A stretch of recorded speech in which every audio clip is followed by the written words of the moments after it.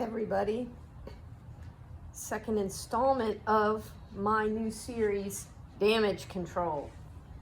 So, sometimes your life gets really busy and things are going on and you don't have time to put the hour, 2 hours you would normally put into a full grooming for your dog. This is my little bitty standard Rosie.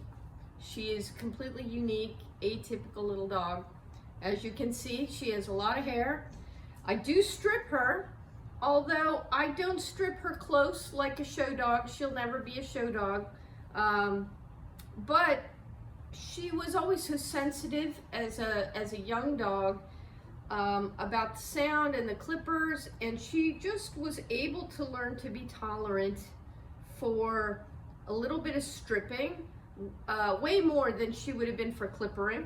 And so she's prettier this way. And anyhow, what it means though is, since I've been taking care of puppies for the last few weeks, this dog has not gotten her regular brushing out, and we got some problem areas. So I want to address them, at least do triage and identify what my big areas of concern are so I can have a game plan. So I'm gonna kind of go over her a little bit. Put her up, and we got definitely some shaggy coat here. Be good to rake through that, get some length off because it's summertime and I'm sure she's getting hot. Something I could do that could help with that won't take as long is trimming up her private areas and her belly really good. She gets mats right up here by her sternum. Her rib cage is got a little odd shape to it, and so mats kind of accumulate there, so I can feel one starting. Oh, she definitely got some in the armpits. But the reason I knew about this already to come bring her in was she's got a big one right here. It's not so tight that it's felted yet, but it's definitely going to be soon if I don't do some work on it. Also, it's been a while since I redid her top knot, so I can feel the same thing kind of going on there as going on here. So, since I'd like to preserve this longer hair and the look that I like for Rosie so much, starting to address that, doing a little work is my first order of business. Everything else can kind of wait a little bit. I had her really in good shape about 3 weeks ago.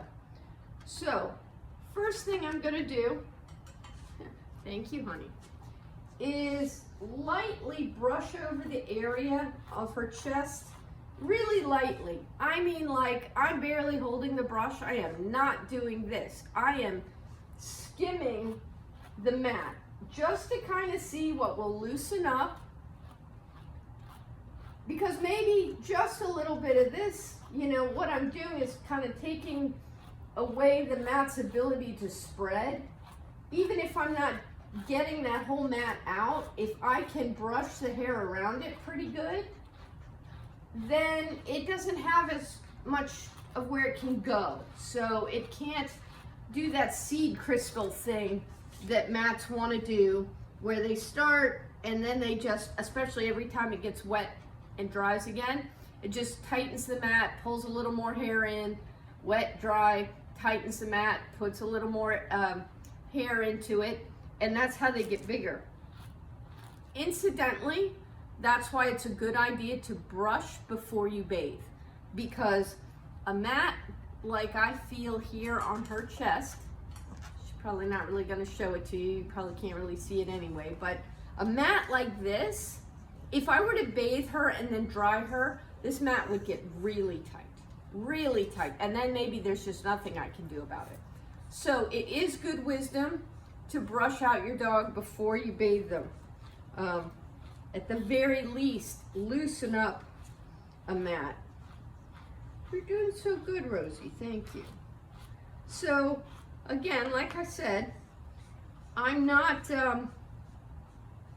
getting this mat out, quote unquote, right now. I'm just loosening up what's here so I can really narrow it down to what I'm gonna have to deal with.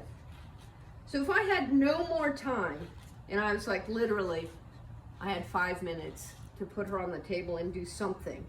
Well, I've loosened this mat up a lot. I've gotten a lot of hair out of it, so it's way better than it was, and I bought myself time. So if I needed to stop now and come back, I bought myself like a week before this mat would get back to where it was. So, awesome. However, I've got a little bit more than 5 minutes. So I'm going to go ahead and get this mat out. Probably won't have time to do the top knot today, maybe later. But let's just focus on one problem area at a time. With the top knot, the little terry cloth loops kind of just keep everything in place, keep it together, so I don't have to worry too much. Okay, so I'm gonna open this hair up really well, and I'm gonna use my favorite detangler. Right now, Artero Mat X is my go-to for most mats.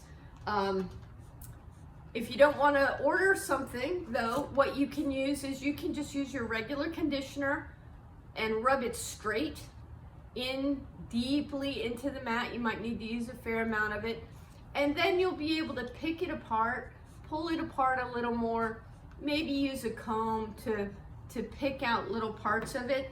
That can work too.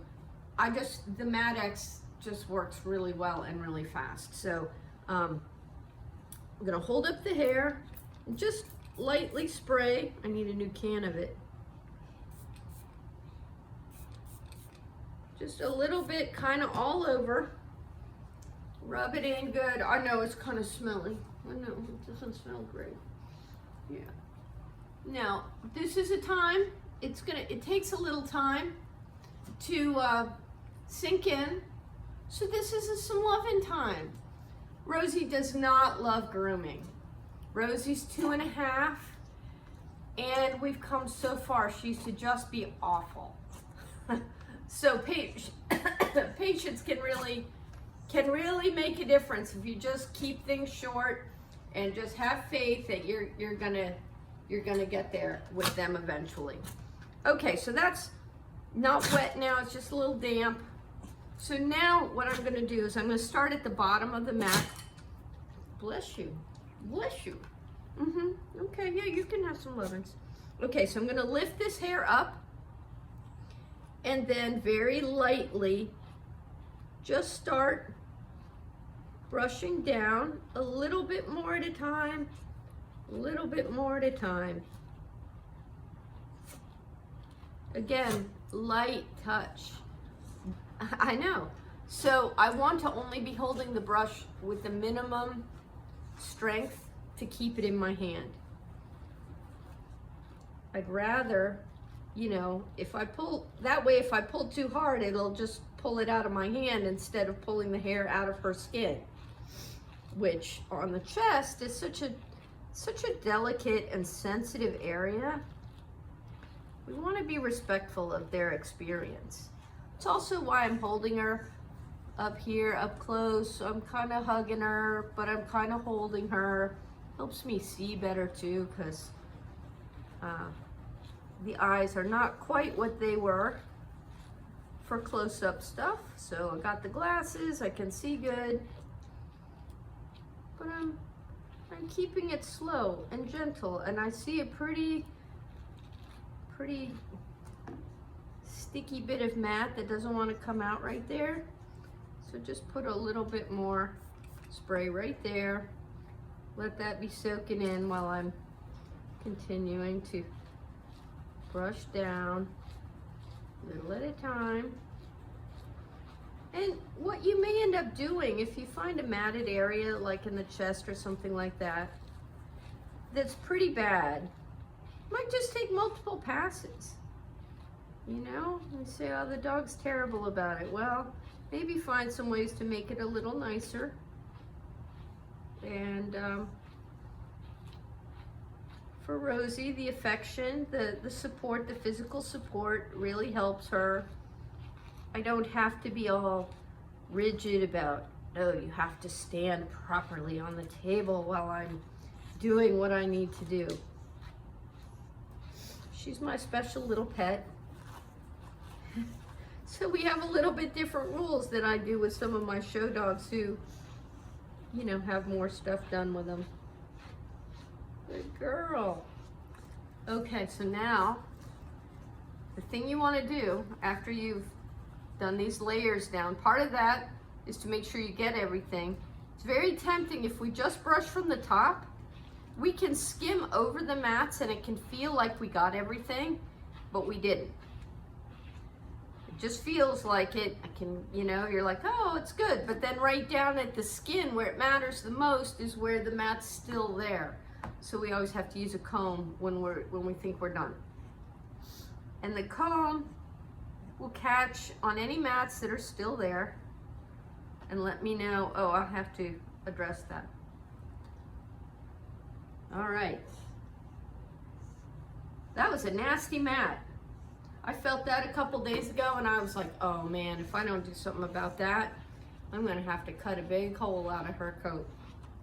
Now, if it had already been felted, then I might have used my thinning shears, not to cut the mat off, but to cut through the mat in maybe 2 or 3 places so I could break it into smaller sections and lightly brush those.